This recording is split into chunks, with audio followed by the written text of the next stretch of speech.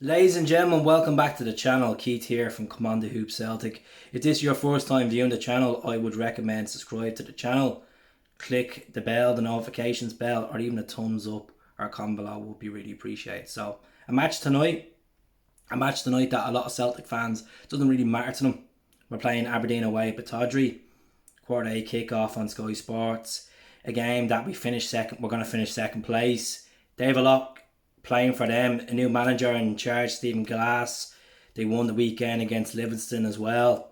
And they're pushing to get third place ahead of Hibs. They're only a couple of points behind Hibs as well. So what are we expecting tonight? I would like to see fringe players being introduced. A couple of reserve players being played. Rest our key players because the majority of them haven't really turned up this season, as you know. So the likes of a player like Oyer, I like to rest him. He's been absolutely outstanding this season. Turnbull, rest him.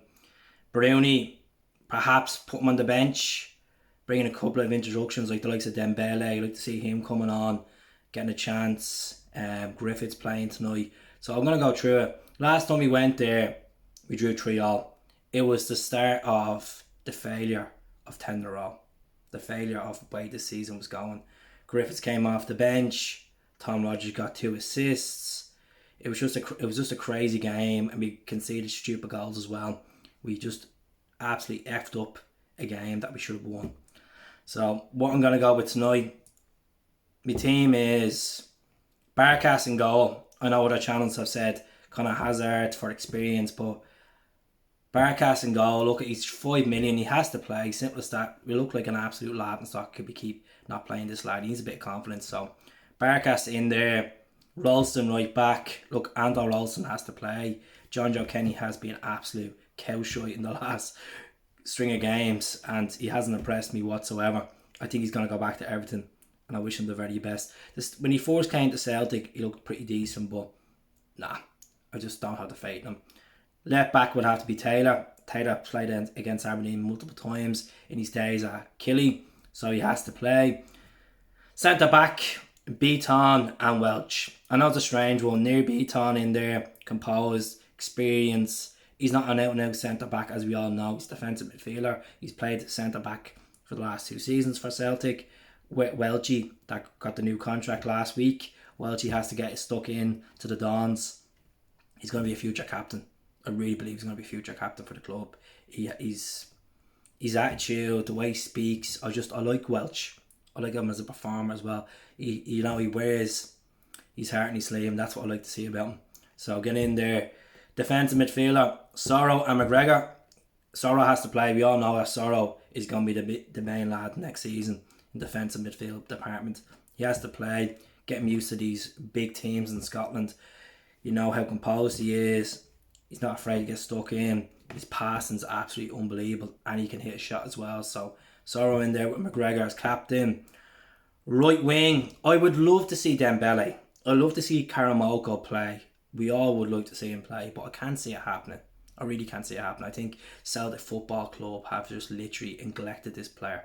The potential that he has, he's been tipped as one of the most exciting youngsters to come through world football, and they're not even giving him a sniff. What are they afraid of?